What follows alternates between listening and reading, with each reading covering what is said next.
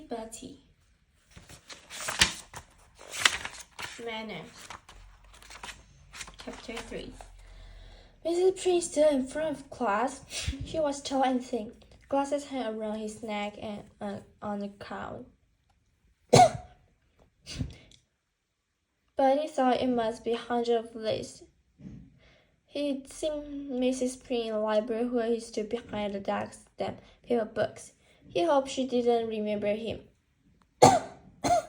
Last time he had been to the library, Weaver had done something in the story corner, and they had to be there quickly. "This isn't Mrs. Prince," said Mrs. Booth. "I hope we're going to show her how well man we can be." She ran her eyes over to the class, who was sitting up straight and paying attention. It was marvel the act prize to have. Everybody wasn't lying in his seat or pushing a pencil up his nose. Miss Prince talked to the class about important and good manners. Betty tried to listen, but he might kept driving off. I was imagining whizzing down the sail and done. And my game hot. "Now," he said, "Miss Booth, who would like to show our visitor around the school? Let's have 2 volunteer." Put shot in the air. There was a chance to show Mrs. Prince how polite he could be. He found everyone else in his class had some idea. They children straight out of seat, waving his hand in the air. "Mrs. Who? Mrs. Please, Mrs.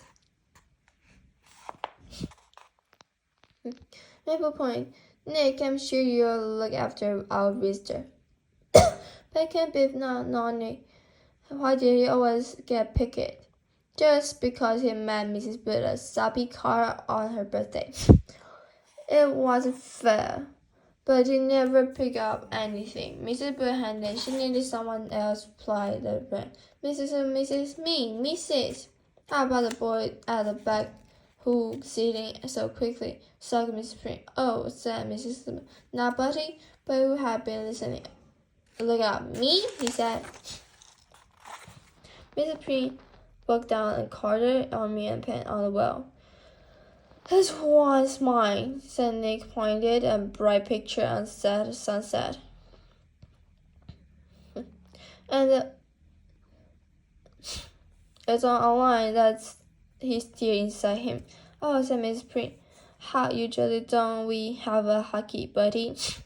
"Oh yes, Carl saws me," said Betty. He pulled out his hockey and ordered into his Mrs. Prince. "No, man, you need to your nose." "Oh, thanks," said Betty. He wiped his nose and slaved and pocketed his hockey. He didn't remember Bessie was webbed inside. He didn't want him falling out. He sighed heavily. "Perhaps we could live next door," he said. Nick started to walk quickly, but he stayed pacing him. It was a dash at the door and a bow grabbed in the head. "I was first." I was. Miss Prince caught up with him. Boys, I hope we're not spoiling," she said. "Oh no," smiled Nick. "I just told him but he's still hanging out." But look behind him. Nick watched out by the door, squeezing Bertie behind it.